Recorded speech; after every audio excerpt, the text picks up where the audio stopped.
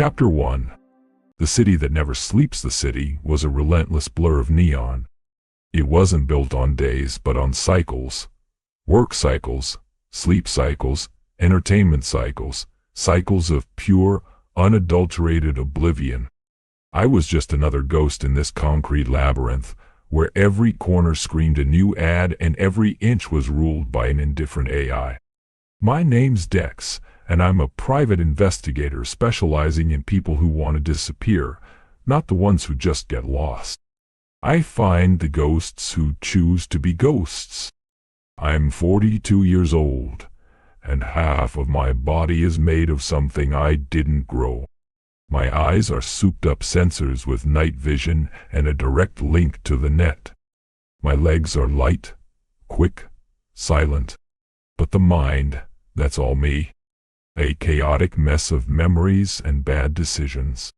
My only real company is a scrawny orange cat I picked up in the slums, who I call Spike. He was curled up on my desk, purring on the keyboard, right where I needed to type. The door to my office opened without a single warning, and in stepped a man who didn't belong. He wasn't a cyberpunk, not in the slightest. He wore a tweed suit, something from another century. His hands were covered in gloves, his face hidden behind a pair of wire-frame glasses that looked ancient. He didn't use holograms, didn't have a single implant. The only thing that made me look twice were his eyes. They were a stunning, impossibly deep blue, without a hint of tech. They looked so human it almost hurt. "Are you Dex?" he asked. His voice was steady, calm, without a single electronic buzz. I nodded, my eyes glued to my monitor. "That depends on how much you're willing to pay." He placed a briefcase on my desk and popped the clasps. Inside were stacks of cash. Real paper currency. I hadn't seen it in a decade. It smelled of old paper and something else. Something forgotten. The kind of thing that makes you miss a time you never knew. "I need information on a woman," he said. "Her name is Alice. She disappeared 3 weeks ago." I scanned his face. There was no lie there, only a quiet, absolute resolve. "Fine. Show me her picture." He pushed the briefcase aside and took a paper photograph from his pocket. Alice was young, with platinum hair and eyes the same impossible shade of blue as his. She was beautiful, but the photo was a dead end. No data, no location stamp, nothing. He just stood there, silently, watching me.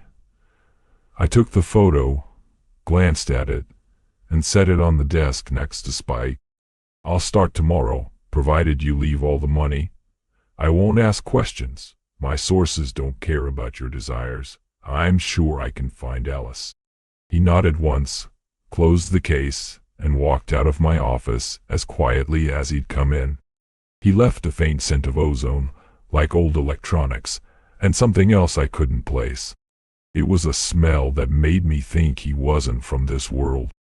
I'd never met anyone like him before. I picked up the photo again.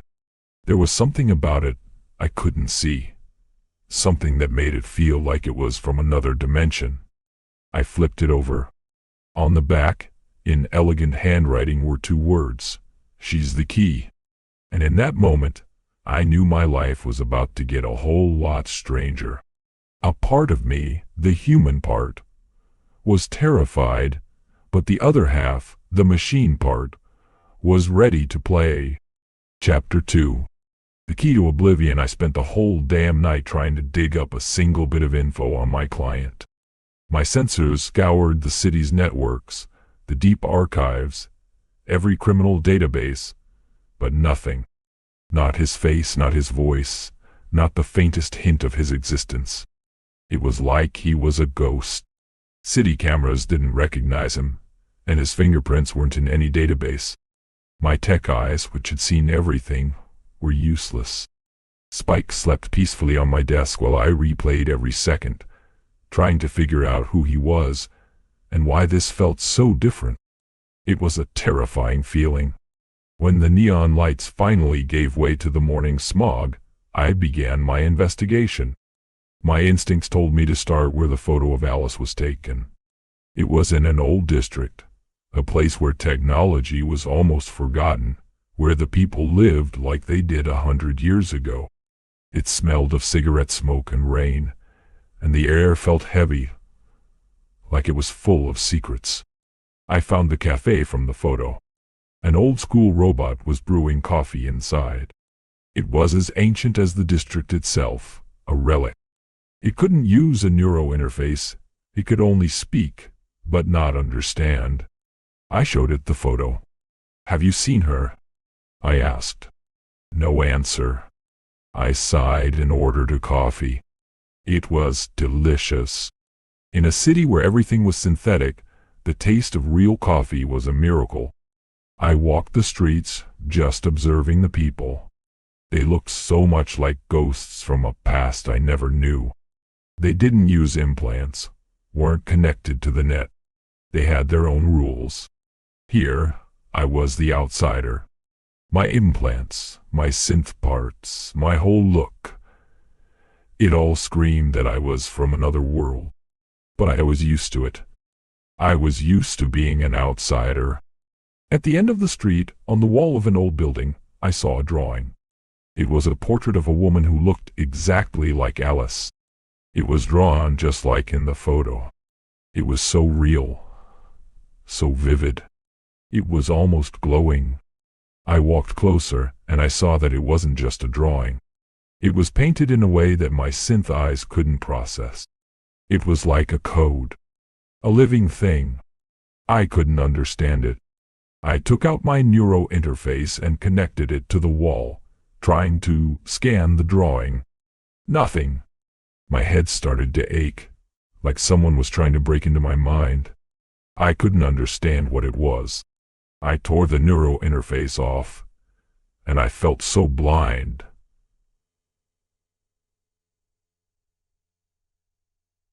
So stupid. Suddenly I heard a voice whisper, "She's the key? She's the key." I turned my head, but there was no one there. I felt like I was trapped. I turned back and saw the man from my office. He was just standing there, watching me. He didn't move closer. He just stood and watched. His eyes, just like Alice, were so blue. "What do you want?" I asked, my voice raw. He didn't answer. He just stood there watching. And I knew this man wasn't just a man. He was something bigger. Something beyond my understanding. Something unseen. I had a sickening feeling in my gut that he was part of that drawing, part of that code. I was in a trap, and I was the key to something that shouldn't be opened. Chapter 3. The cipher's secret. I ran. I didn't know where I was going, but I knew I had to run. My legs, my fast, silent, perfect legs, didn't feel the pain. I ran through streets where neon lights gave way to gray smog and rusted billboards. I felt like I was being watched.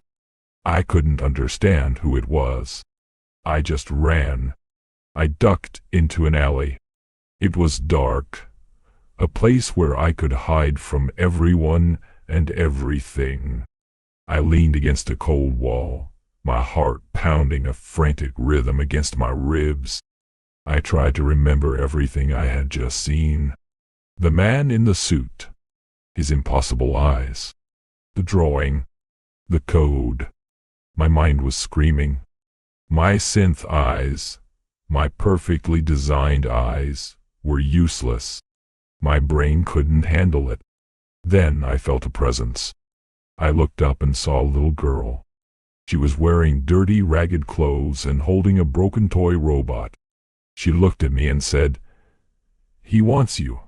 He wants the key." I couldn't understand her words.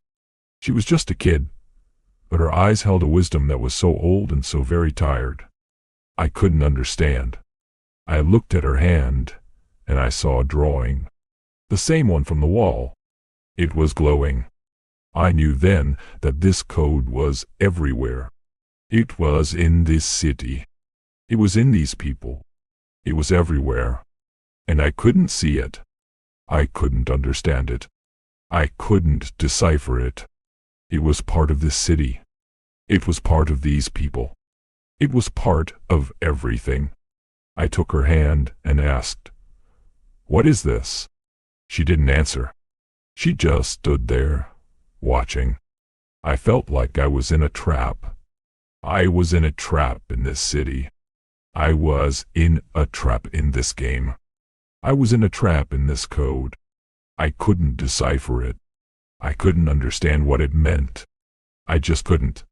And I realized that the man in the suit, the man I couldn't find, the man who came to my office, he was part of this.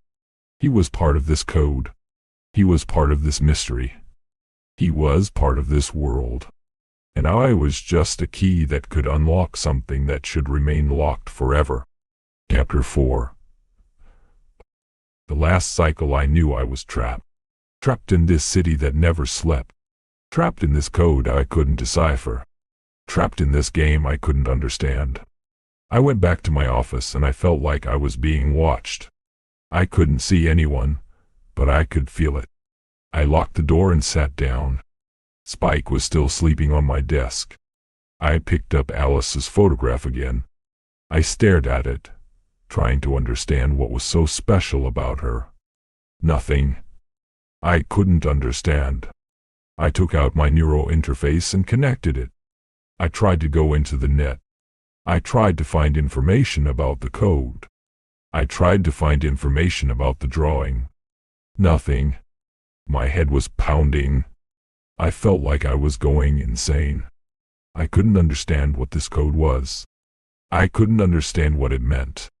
Then, I heard a voice say, "You're the key." I looked up, and on my monitor, the drawing appeared. The same one from the wall. And on it, the name Alice was written. I knew then that she was a part of it. I knew she was the key.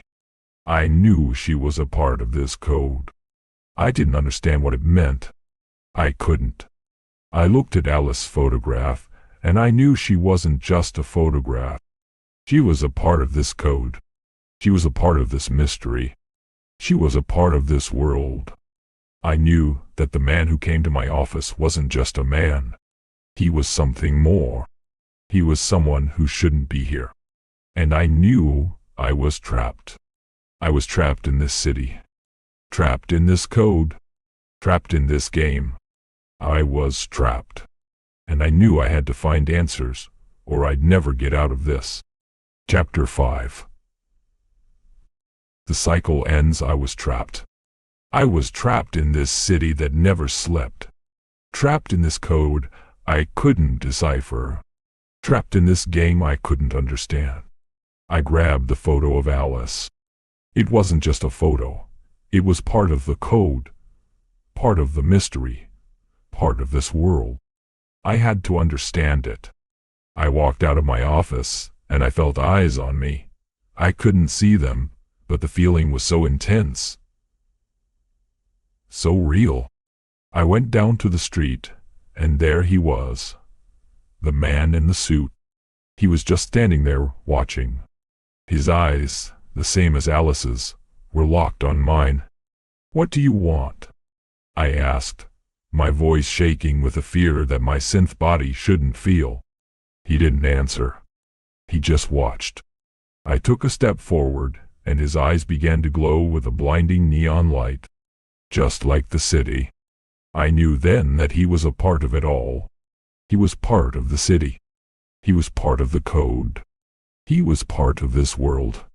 My head began to scream. I felt like I was losing my mind. I couldn't understand what was happening. I looked at him, and his body began to glow with the same light as the city, and I realized that I was a part of this too. I was part of the city. I was part of the code. He walked towards me, and I saw that he wasn't a person. He was a hologram. A perfect, beautiful, and utterly terrifying hologram. And I finally understood. I was trapped in a game I couldn't understand. He reached out his hand, and on his palm was the drawing. The same one from the wall, and it was glowing. It was the key. It was the code. And I knew I had to decipher it, or I'd never get out of this alive. I took his hand, and I felt myself slipping into a trance. I couldn't control it. And I heard a voice. "You're the key." I looked up, and there she was. Alice Dot. She was dressed just like in the photo. So beautiful. So perfect. But her eyes were the same as the man in the suit. She was a hologram. She was part of the code. She was part of this world. She was part of everything. I took a step forward and my body began to glow, just like the city. And I knew that I was a part of it all. I was a part of this city, a part of this code, a part of this world. I knew I was trapped. I was trapped in this city, trapped in this code, trapped in this game. I was trapped. And I realized that I was the key to something that should have remained locked forever.